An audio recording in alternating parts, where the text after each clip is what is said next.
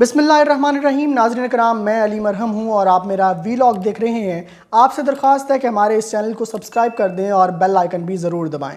नाज़रीन कराम, Umar Ata Bandial, chief justice Umar Ata Bandial जो हैं वो रिटायर होने जा रहे हैं और रिटायरमेंट से पहले कुछ अहम बयानात हैं, कुछ अहम जस्टिफिकेशंस हैं जो वो देना चाह रहे हैं। और ये आम तौर पर एक जनरल प्रैक्टिस होती है कि जो भी जज रिटायर हो रहा होता है, रिटायर होने वाला होता है, वो कुछ अपनी टेन्योर के हवाले से बातें करता है, कुछ इक़दामात के हवाले से बातें करता है और बताता है कि उसका ये टेन्योर कैसा रहा, क्या मुश्किलात का सामना रहा उसे और वो किस अंदाज में आगे चला है। चीफ जस्टिस उमर अता बंदयाल ने कहा कि वो चाहते थे कि केसेस जो पेंडिंग केसेस हैं वो 50,000 तक रह जाएं और उन्होंने इस पर बहुत कोशिश की, लेकिन आइनी मामलात में उलझा कर उनका वक्त और अदालत का इम्तिहान लिया गया, उनका वक्त ज़ाया किया गया और अदालत का इम्तिहान लिया गया। इस तरह से बहुत से चीफ जस्टिस जो गुजरे हैं पिछले 5 सालों में, उन पर ये दबाव रहा है कि जो पेंडिंग केसेस हैं उनको सॉल्व किया जाए। लेकिन जो अब नए केसेस चल पड़ते हैं और बिलखसूस पिछले 1.5-2 साल से पाकिस्तान की सियासी सूरत हाल जिस तरह से बन गई है, तो जो पेंडिंग केसेस हैं वो तो सुनने पीछे रह जाते हैं, बल्कि जो सियासी केसेस होते हैं, जो सियासतदानों की आपस की लड़ाइयाँ होती हैं, उसी में सुप्रीम कोर्ट जो है वो उलझी रहती है। जस्टिस आसिफ सईद खोसा, साबिक चीफ जस्टिस आसिफ सईद खोसा ने भी बहुत कोशिश की थी कि वो पेंडिंग केसेस को हल कर सकें। 21 दिन का टेन्योर था जस्टिस जवाद अस ख्वाजा का। जस्टिस जवाद अस ख्वाजा सुप्रीम कोर्ट के 21वें चीफ जस्टिस थे और उनका सिर्फ 21 दिन का टेन्योर था। उस 21 दिनों में उन्होंने कोशिश ये की कि वो तमाम के तमाम केसेस जो वो हल कर सकते हैं और पेंडिंग केसेस की तादाद जितनी कम कर सकते हैं उन्होंने वो कम की। तो लिहाजा उमर अता बंदयाल साहब का भी ये ख्याल था कि उन्हें कम करना चाहिए था, लेकिन उन्होंने कहा कि उन्हें आइनी मामलात में उलझाया जाता है, सियासी मामलात में उलझाया जाता है। इसके साथ साथ काजी फ़ाइज़ ईसा साहब, अब आप जानते हैं कि पाकिस्तान के अगले चीफ जस्टिस जो हैं वो काजी फ़ाइज़ ईसा साहब होंगे और ग्रुपिंग शुरू हो गई है, मामलात शुरू हो गए हैं और क्लबिंग शुरू हो गई है।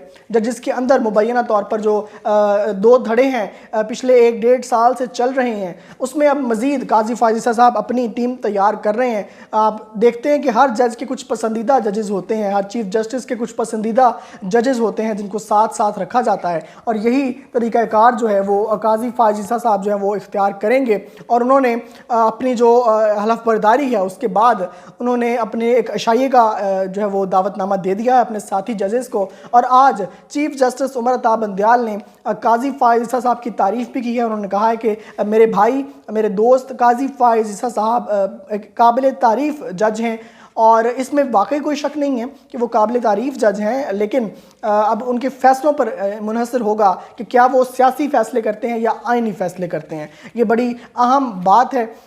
माजी में जो चीफ जस्टिस साहिबान गुजरे हैं उसमें से कुछ तो अपना बहुत ज़्यादा नाम बनाने में कामयाब हुए। जिस तरह से सू मोटो को इफ्तिखार चौधरी, साबिक चीफ जस्टिस इफ्तिखार चौधरी ने इस्तेमाल किया था, उस अंदाज़ में बाकी चीफ जस्टिस ने नहीं किया क्योंकि उससे बदनामी बहुत ज़्यादा हुई। साकिब निसार साहब ने किया इस्तेमाल और आज तक मरियम नवाज़ साहिबा जिन अलकाबात से उन्हें नवाजती हैं वो मेरा ख्याल है कि वो ख़ुद भी सोचते होंगे कि रिटायरमेंट के बाद इस तरह की हज़ीमत शायद वो नहीं होनी चाहिए थी उनके लिए, जिस तरह से उनका नाम लिया जाता है। तो खैर, अब आप ये जानते हैं, मैं आपको बार बार कह रहा हूँ कि काजी फ़ाइज़ ईसा साहब के पास अब मेजर केसेस जाने वाले हैं।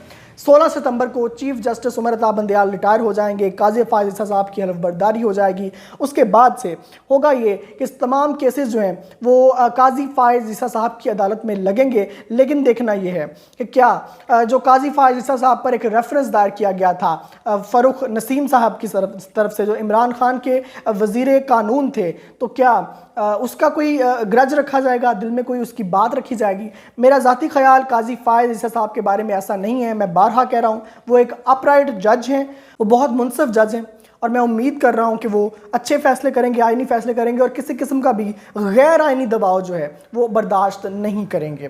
खैर, आज अदालत में और भी केसेस थे जिनकी समाअत थी। साइफ़र केस की समाअत थी, इसी तरह सीक्रेट एक्ट केस की समाअत थी। तो कैदी नंबर 804 के बारे में जो नई डेवलपमेंट्स हैं उनका जिक्र करते हैं कि आज फिर दोबारा से जो समाअत थी वो ताख़ीर का शिकार रही। जज जो हैं अबुल हसनात ज़ुल्करनैन, वो तो टाइम से पहुँच गए, लेकिन जो प्रोसिक्यूटर थे वो टाइम से नहीं पहुँचे پہنچے اور اس میں ایک دلچسپ مکالمہ بھی ہوا جو عمران خان کے وکیل ہیں نعیم حیدر پنجوتا ان کے درمیان اور جج ابوالحسنات ذوالقرنین کے درمیان یہ مکالمہ ہوا. انہوں نے کہا جی آپ تو پچھلے ہفتے بھی چھٹی پر تھے, سماعت لیٹ ہو گئی, آپ نے کوئی جو ہے وہ قائم مقام جج بھی یہاں پر نہیں چھوڑا تھا, تو ہماری سماعت جو ہے وہ دن بدن روز بروز دیر لیٹ ہوتی جا رہی ہے. اس پر جج ابوالحسنات نے پوچھا کہ آپ جو ہے وہ آپ کی وائف ہیں؟ انہوں نے کہا جی میری ابھی شادی نہیں ہوئی. نعیم حیدر پنجوتا نے کہا میری شادی نہیں ہوئی. تو جج نے کہا کہ جب آپ کی شادی ہوگی تو آپ کو ذمہ داریوں کا احساس زیادہ بہتر انداز میں ہو سکے گا. بڑا دلچسپ سا مکالمہ تھا. خیر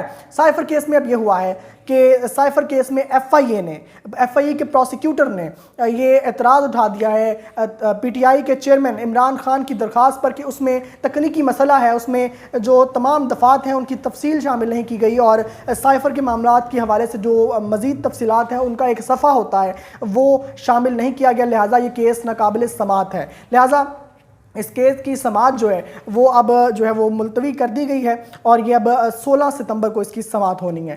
اس کے ساتھ ساتھ جو عمران خان کا سیکرٹ ایکٹ عدالت میں کیس چل رہا تھا, اسپیشل خصوصی عدالت تھی سیکرٹ ایکٹ کی جہاں پر عمران خان کا کیس چل رہا تھا اور عمران خان صاحب جو ہیں آپ جانتے ہیں کہ secret act in per cipher کی وجہ سے ہی لاگو ہو رہا ہے, تو اس میں بھی جج ابوالحسنات ذوالقرنین نے عمران خان نے درخواست کی تھی کہ ان کے بیٹوں کی ان سے بات کروائی جائے, فون پر گفتگو کروائی جائے. میرا خیال ہے عمران خان صاحب بہت مس کر رہے ہیں اپنے بچوں کو, کیونکہ انہوں نے جیل میں جانے سے پہلے بھی ایک تصویر لگائی تھی جس میں وہ پرانی تصویر تھی جہاں وہ شمالی علاقہ جات میں اپنے دونوں بیٹوں کے ساتھ جو ہے وہ ہائکنگ کرتے ہوئے نظر آ رہے تھے. وہ بہت مس کر رہے ہیں. اور جب عمران خان صاحب وزیر اعظم بھی تھے, یہ بھی ایک مزیدار بات ہے کہ عمران خان صاحب اپنے دونوں بیٹے قاسم اور ابراہیم کی تصویر جو تھی وہ ہر وقت ساتھ رکھتے تھے اور وہ اپنے ٹیبل پر تصویر رکھتے تھے, اور اگر وہ بنی گالا میں ہوتے تھے وہاں وہ تصویر موجود ہوتی تھی. تو وہ بہت ہر انسان اپنے بچوں سے محبت کرتا ہے, اور عمران خان صاحب جب سے حکومت میں آئے ہیں تب سے ہی وہ اپنے بیٹوں سے دور ہیں, کیونکہ سرکاری معاملات, حکومتی معاملات, عدالتی معاملات اس قدر شدت اختیار کر گئے ہیں کہ عمران خان کو ان سے ملنے کا اور لمبی ملاقات کا موقع نہیں مل رہا. عمران خان نے اس کا ذکر بھی کیا تھا. تو آج جج نے جو ہے وہ ڈانٹا ہے اور اٹک جیل کے سپرنٹینڈنٹ کو یہ پیغام جاری کیا ہے کہ عمران خان کی گفتگو, ٹیلی فونک گفتگو ان کے بیٹوں سے کروائی جائے اور 15 ستمبر تک اس پر عمل درآمد کی جو رپورٹ ہے وہ جج ابوالحسنات نے مانگ لی ہے. ایک اچھا جسچر ہے, ایک اچھی جو ہے وہ اس حوالے سے بات ہے. اس حوالے سے جو ان کے عمران خان کے وکیل تھے شہراز رانجھا صاحب, انہوں نے دلائل بھی پیش کیے. اب سیکرٹ ایکٹ اور سائفر یہ عمران خان کے گرد مزید گھیرا تنگ کرتے جا رہے ہیں.